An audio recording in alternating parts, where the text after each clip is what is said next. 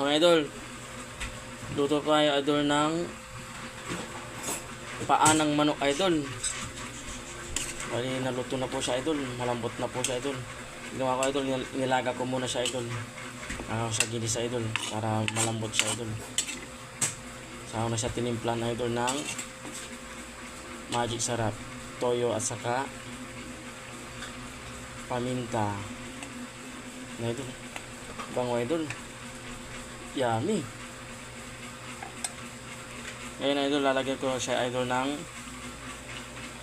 caldereta sauce idol para lalong sumarap idol ang ating paa ng manok.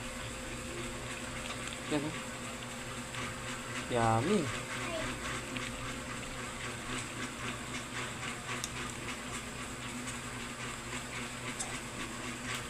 Haluin natin siya idol.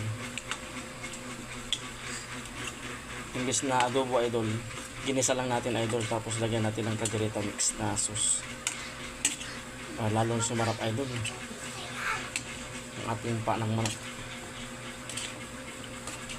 Ang tinilit itong paan ng manok.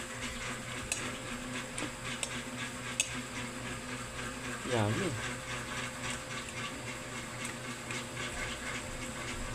Mamaya idol, pagka lumalapot-lapot na to idol, pagkulo nito idol, yummy na. Yan idol, oh. Ang ating paa ng manok with caldereta sauce. Pinasarap po siya ng caldereta sauce idol.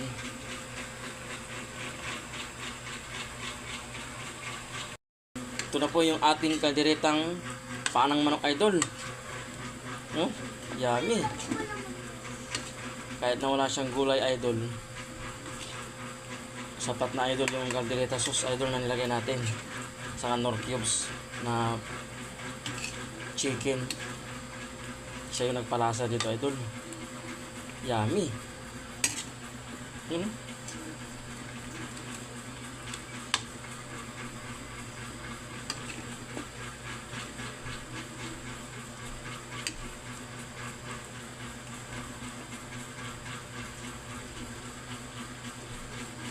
Mga idol,